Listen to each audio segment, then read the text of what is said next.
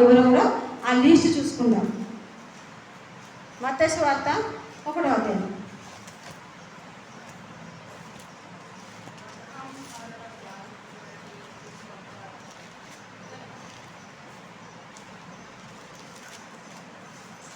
చదువు. అబ్రాహాము కుమారుడు దావీదు కుమారుడైన యేసుక్రీస్తు వంశవాడు.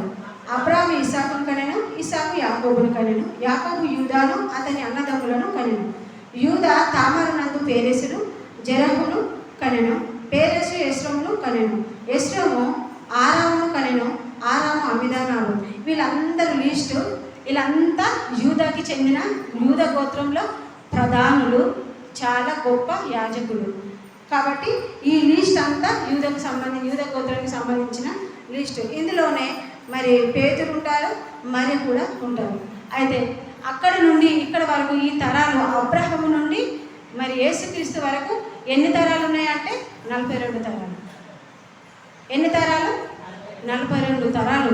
అప్పటి నుండి ఇప్పటి వరకు ఆ దేవుడు ఏం చేశాడంటే గోత్రాన్ని కాపాడుకుంటూ వచ్చాడు. ఈ విధంగా అనేక తరాలు మరి ఆ యూద గోత్రంలో ఉండడం విశేషం. అదేవిధంగా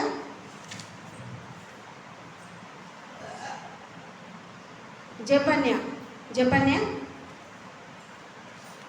యేసుక్రీస్తు యూద గోత్రంలోనే ఎందుకు పుట్టాడు అనే మాటకి అర్థం జపన్య 2వ అధ్యాయం 7వ వచనం. జపన్య 2వ అధ్యాయం 7వ వచనం.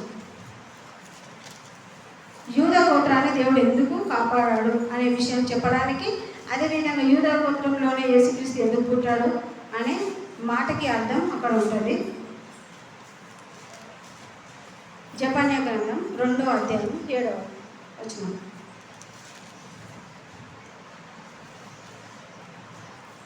యూద గోత్రాన్ని దేవుడు ఏం చేశాడంట? కటాక్షించాడు.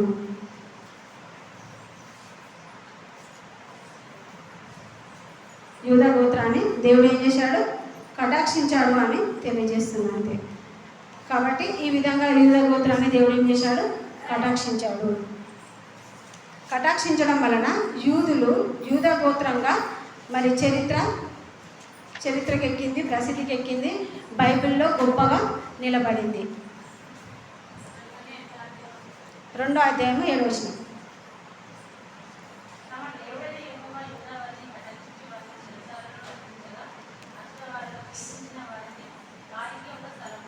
ఓకే, సరిపోతుంది. ఫస్ట్ మళ్ళీ రాదు. తన దేవుడైన యెహోవా యూద వారిని కటాక్షించి వారిని చెరలో నుండి రప్పించడం. సరిపోతుంది. అయితే దేవుడు ఏం చేశాడంట? ఇప్పుడు యూదులు కూడా చెరపట్టబడ్డారు. అదే బబులోను మరి నెబుకద్నెజరు మరి వాళ్ళని యూదులను మరి ఇజ్రాయేలును చెరపట్టుకొని తీసుకెళ్తాడు. అలా తీసుకెళ్ళినప్పుడు మరి దేవుడు ఏం చేస్తాడు? ఈ యూద సంతతిని కటాక్షించి విడుదల చేయిస్తాడు. కాబట్టి మరి అందులోనే దేవుడు యేసు ప్రభు పుట్టాడు. ఈ యొక్క యూద గోత్రాన్ని దేవుడు అభివృద్ధి చెందించాడు, ప్రసిద్ధికి ఎక్కించాడు. ఈ విధంగా యూదులు గొప్పవాళ్ళుగా నిలబడ్డారు. అందుకే యూద గోత్రం కొదమ సింహము అని దేవుడు ఏం చేశాడు? మరి యాకోబు ద్వారా దీవించాడు. దేవునికి స్తోత్రం. ఇంతేనండి ఈ చిన్న టాపిక్. అందరికీ వందనాలు. అర్థమైందని అనుకుంటున్నాను. అయితే ఇప్పుడు క్వశ్చన్లు వేస్తాను, ఆన్సర్ చెప్పండి. యూద గోత్రం అనగానేమి? రజిత. యూద అనగా స్తుతించడం. యూద గోత్రంలో ఎన్ని రకాలు ఉన్నాయి? వాళ్ళు ఎవరెవరు చెప్తా పద్మక? 4. యూద కుటుంబీకులు, యూద వంశస్థులు, యూద గోత్రికులు, యూద సంతతి. అంతే. ఈ యొక్క సంతతిని ఏమంటారంటే యూద గోత్రం అంటారు. అయితే యూద గోత్రానికి ఏ భాగాన్ని ఇచ్చాడు? అక్క చెప్పు. యూద గోత్రానికి ఏ భాగాన్ని ఇచ్చాడు? దక్షిణ భూభాగం అని, తూర్పు, పడమర, ఉత్తరం అని ఇవన్నీ భూభాగాలు ఉంటాయి. ఎంతమందికి ఈ భాగాన్ని ఇచ్చాడు? దక్షిణ భాగాన్ని ఎవరెవరికి ఇచ్చాడు? యూద గోత్రానికి, బెన్యామీను గోత్రానికి, ఆ 2 గోత్రాలకు దక్షిణ భాగం అంతా, దక్షిణ భూభాగం అంతా ఇస్తాడు. అదేవిధంగా యూద ఎవరి కుమారుడు?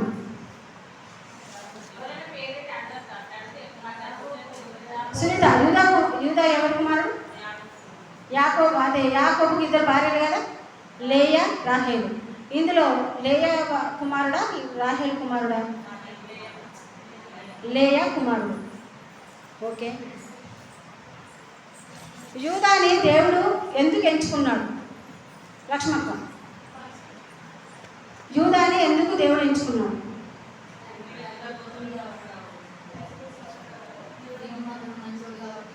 Very good. అయితే యూదాని మాత్రమే, యూదాకి జ్యేష్ఠత్వం ఎందుకు ఇచ్చాడు? అసలు ఈ క్వశ్చన్. యూద గోత్రానికి జ్యేష్ఠత్వం, యూదకు ఎందుకు జ్యేష్ఠత్వం ఇచ్చాడు?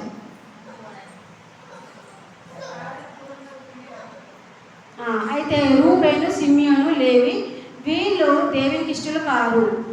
వాళ్ళు ఘోరమైన తప్పులు చేశారు కాబట్టి యూద మరి సానుభూతి కలిగిన వాడు, మంచివాడు కాబట్టి యూదకి జ్యేష్ఠత్వాన్ని ఇచ్చాడు. ఓకే. మరి యూదాకు ముగ్గురు కుమారులు పుడతారు. వారెవరు? వాళ్ళ పేరు అక్క?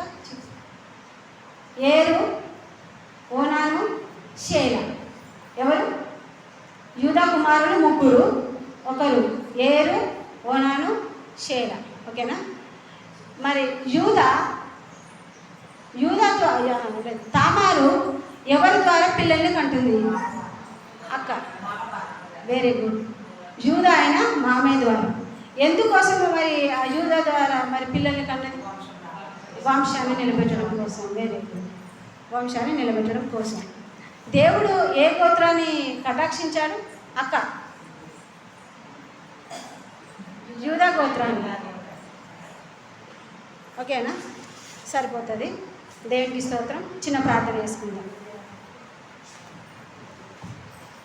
మమ్మల్ని మిక్కిలిగా ప్రేమించిన మా ప్రియ పరలోకమందున్న మా తండ్రి, మీ పరిశుద్ధ నామమునకు స్తుతి స్తోత్రం చెల్లించుచున్నామయ్యా. లోకంలో ఉన్న ప్రతి ఒక్కరూ నీ కోసం బ్రతకాలని, చిత్తం నెరవేర్చాలి, నీ యొక్క పరలోకానికి వారసులు కావాలని వేడుకుంటున్నాను. మాకు ఇవ్వబడిన బంధువులు శత్రువులందరినీ కాపాడు తండ్రి.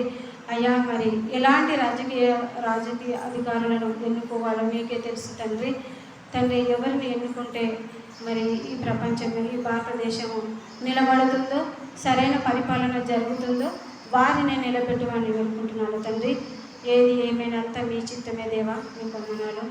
అదేవిధంగా తండ్రి, మాకు ఇవ్వబడిన మరి సంఘ కాపరి అయిన అక్కను, వారి యొక్క పిల్లలను అందరినీ జ్ఞాపకం చేసుకోండి తండ్రి.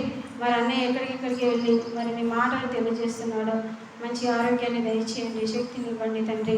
మంచి ఆయుస్సుని, ఆరోగ్యాన్ని దయచేయండి. మరి మా సంఘంలో ఉన్న ప్రతి ఒక్క కుటుంబాన్ని దీవించండి. పేరు పేరున ప్రతి ఒక్క కుటుంబాన్ని, వారి యొక్క పరిస్థితులను, వారి యొక్క అవసరాలను మీరే తీర్చమని వేడుకుంటున్నాను తండ్రి.